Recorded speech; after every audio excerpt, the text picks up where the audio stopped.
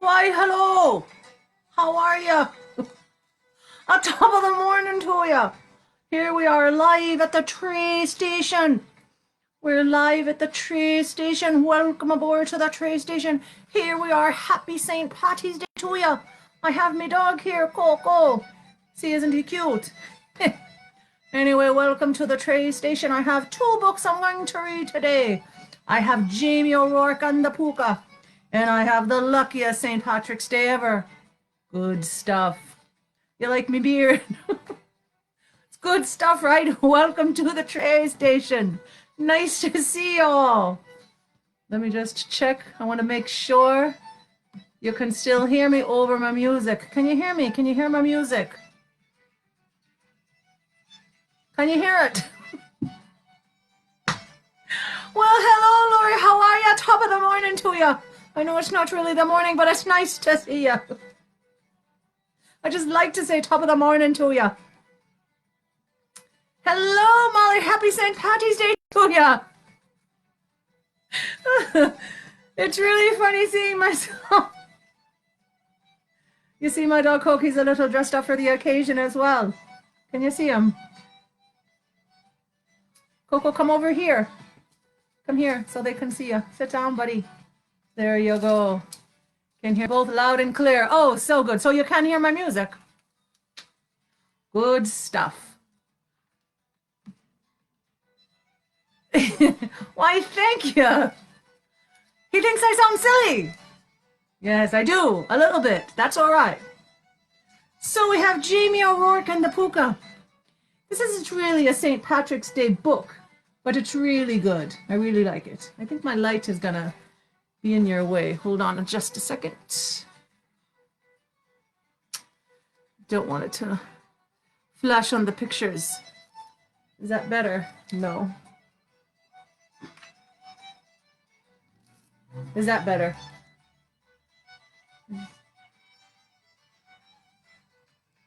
I think that's good enough. I'll hold it up and I'll change it so make sure you see the pictures, eh?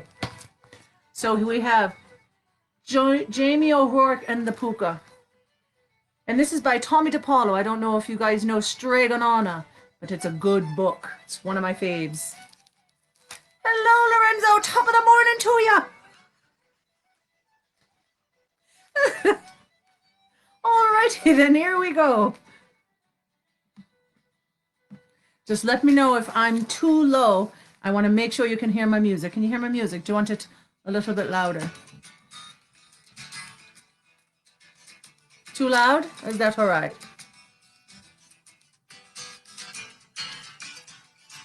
All right. That makes you want to do a jig, eh? Okay. Jamie O'Rourke, Eileen said. Wake up, I've something to tell you. Jamie, who was the laziest man in all of Ireland, was sleeping in the warm sun outside their cottage. His wife gave him a shake. Wake up! Wake up, for heaven's sake! Eileen said again. I'm not sleeping, Jamie answered with a yawn. Sure, I was sitting here thinking. Is my music too loud for you? It's distracting me just a little bit. I'm just going to turn it down just a tad.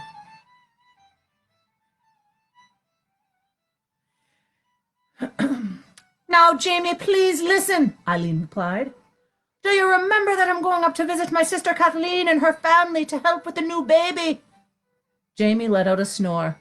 Eileen poked him. What are you doing, woman? Can't you see I'm right in the middle of solving a great problem? Jamie answered.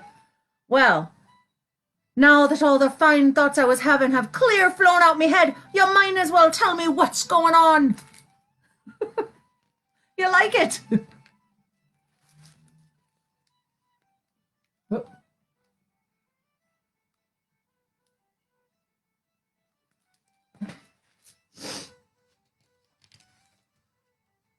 Eileen explained to Jamie, for the 14th time, most likely, that she was off to Kathleen's and would be there for the better part of a week. Now, Eileen went on, I've cleaned the cottage from top to bottom. I've cooked all kinds of good things and put them in the larder. All you have to do is the washing up each night and give a quick swipe of the broom every now and then. Well, well, me darling, you're too good for the likes of me, Jamie said. But don't you be worrying. I'll take good care of everything so you won't even know you've been away. Now give us a kiss and off with you. Down the road went Eileen O'Rourke.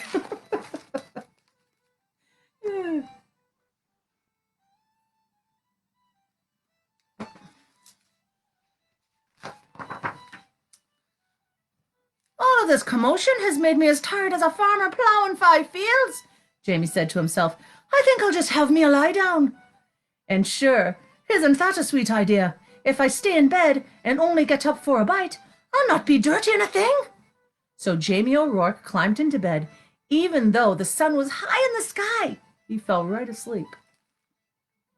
Jamie! Jamie O'Rourke! 3 voices called outside the door. Where are you, man? We heard Eileen's off to her sister's, so we have come to keep you company.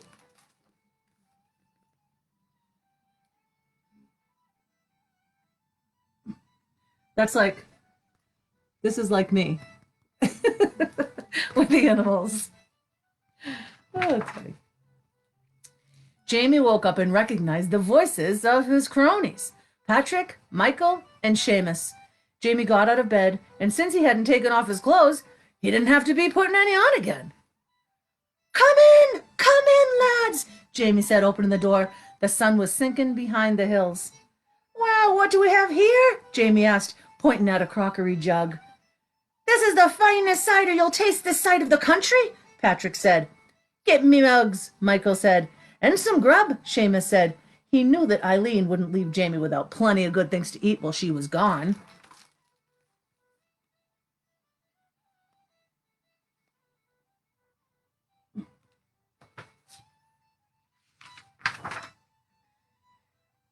When the food was on the table, and mugs, plates, and knives, and forks too, they all sat down. They had themselves a fine old time, laughing and eating, until it was time to go home.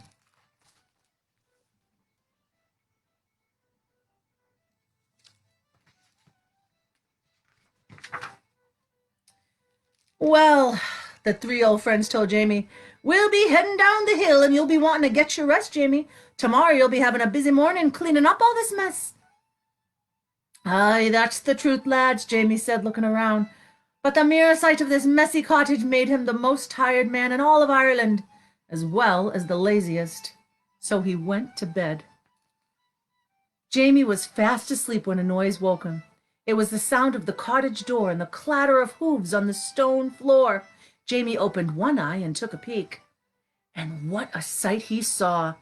He couldn't tell if it was a man or a donkey standing there. Whatever it was, it had long ears and a tail. Saints preserve us, Jamie whispered.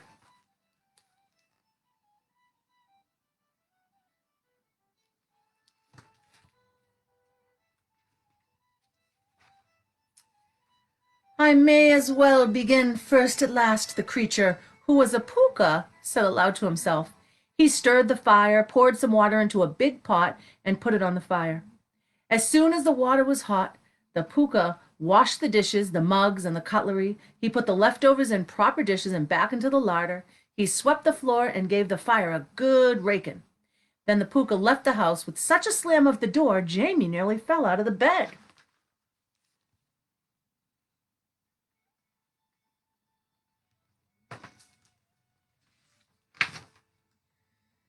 The next evening, when Patrick, Michael, and Seamus came by with a fresh jug of cider, they were amazed to see the cottage as if Eileen had been there. How did all this happen? They asked. Well, me lads, Jamie replied, I got up with the birds and cleaned it all up, just like any good husband do when their darling wife's away. Patrick, Michael, and Seamus looked at each other. They didn't really believe Jamie, but there it was. So the 4 friends had another grand time, just like the night before.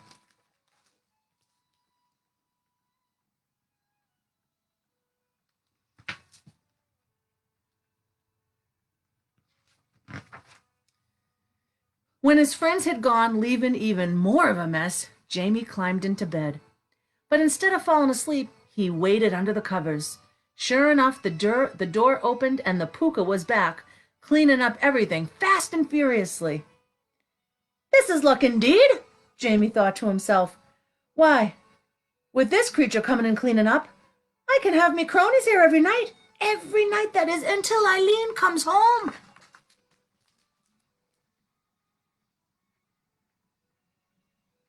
Taking advantage of the Pooka. Ridiculous. See my sides? Good times. And that is what he did. Night after night, Jamie, Patrick, Michael, and Seamus had a grand old time, making a grand old mess, and every night the Pooka came in and set things to right. By the end of the week, Jamie was curious about this accommodating creature, so he decided to stay up and have a chat with him. He was a little scared when the Pooka came in and went right to the fire, but he took a deep breath, swallowed a mouthful of cider for courage, and spoke up. "Now then, monsieur, if I'm not a-taking a liberty, might I be knowing who you are and why you are so kind as to do all the cleaning up each night after my friends and myself?"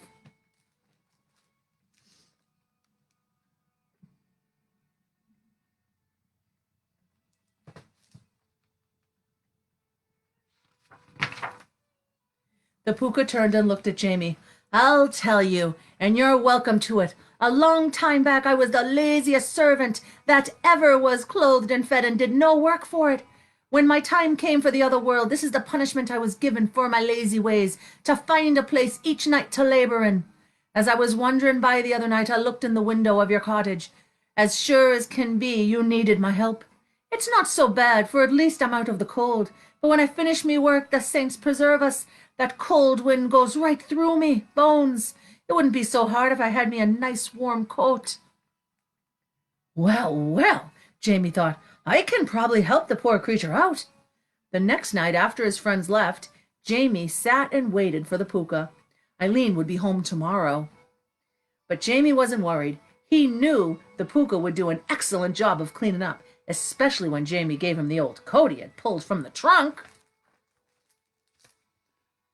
Hi, Renee. And Ellen and Lorenzo and Laurie and Joey. As soon as the Pooka came in, Jamie showed him the coat. He helped him into it and buttoned it up. The Pooka went to the mirror. He was most pleased with what he saw.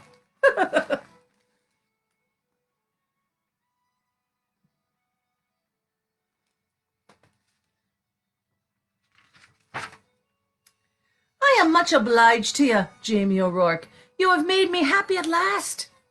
Now I'll be saying good night to you." The Pooka turned to go. "Wait, wait," Jamie cried out. "You're leaving too soon. What about the washing up and the sweeping?" "Ah," the Pooka said, "now it's your turn. My punishment was only to last until some kind creature like yourself liked the way I'd done my duty and rewarded me for it. Goodbye." "And you'll see no more of me." Doesn't that stink?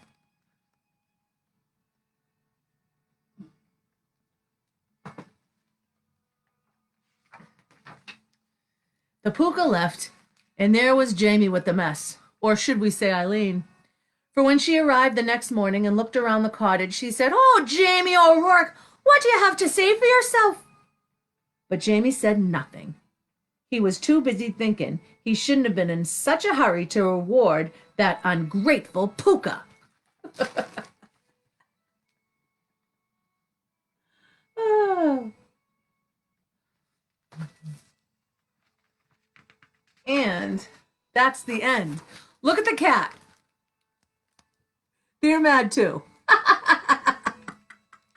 Isn't that funny? Oh, good stuff. Guys, that's the end of that story, but I have another one. Hello, everybody. Welcome to the Tray Station if you just popped in. Hi, Michelle. Did you see Coco? Where's Coco? Come here, Coco. Come here, show them your costume. Come here, bud. Come here, Coco, over here. Come here. Come here, Coco. Coco, come. Come. Show them your costume. Oh, can you see him? He's such a good boy. Anyway, lay down, buddy. You're good. Lay down. So, hello, everyone. And if you just came in, make sure you drop a message or something so I can give a shout out. And that's it. Hello, Paul. How are you? Top of the morning to you. Good times. It's good times. So the next story I have is the luckiest St. Patrick's Day ever. This is a bit younger, but I really like it because it rhymes and it's really cute. Can you hear me jiggy music in the back? You like me curls bouncing around? Did a good job matching though, right? See my eyebrows? Hey, hey, hey, hey. Good stuff. Good stuff. I'm a pretty cute, leprechaun. Oh my God, what a jerk. Poor Coco. What do you mean? He looks adorable. That was Deshawn's little tree thing. All right. Do you have the kids with you, Renee? Do you have Deshawn and Anthony and Raya and Daisy? If you do, hello. Hello, Ellen. Hello, your family. Michelle, hello, you and your family. And Laurie, you and your family. And Paula, you and your family. Lorenzo, you and Bruce. All right. I don't know if anyone else is there, but if you are, hello. And welcome to the Tree Station. Good stuff. All right. Top of the morning, it's March 17. The leprechaun family is wearing the green.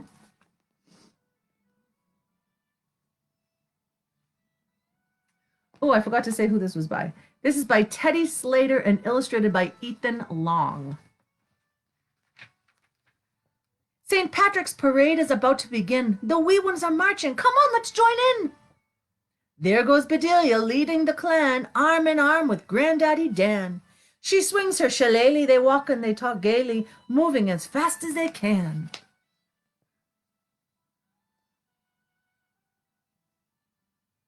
The Tree Station. Timothy Shaughnessy, handsome and bold, marches along with a big pot of gold.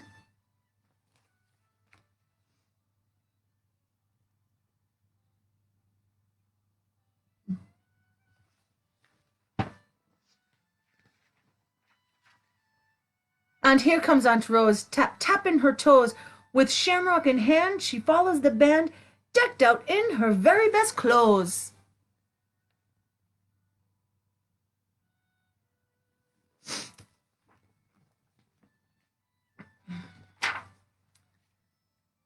Toodle-dee-toot, rum-a-tum-tum, Johnny and Jack play the fife and the drum.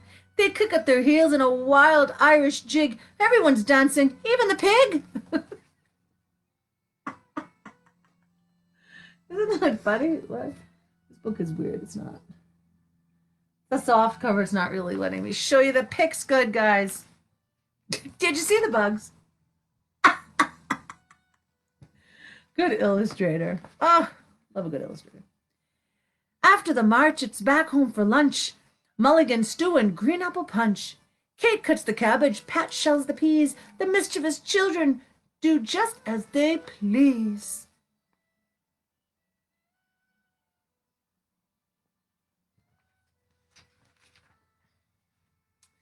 Friends and family keep coming to call. There's plenty of food for one and for all.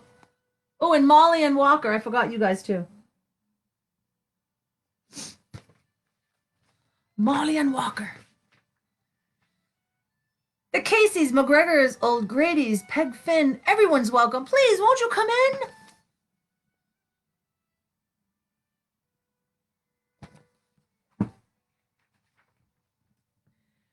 Lassies and laddies stream through the door until there's no room for no caller no more.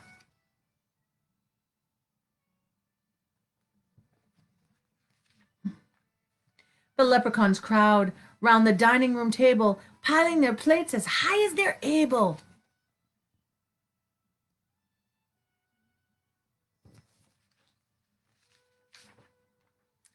But before they dig in, they have one thing to say. May the luck of the Irish be with you today.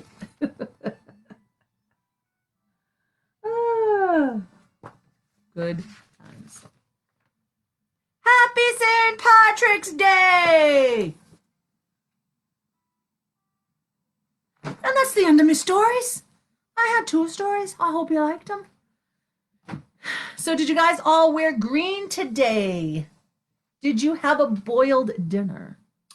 Did you have St. Patty's Day fun? No, oh, no, you're not home. I didn't see that one. Oh, well, that's too bad. Well, anyway, guys, thank you so much again for coming out to the tree station.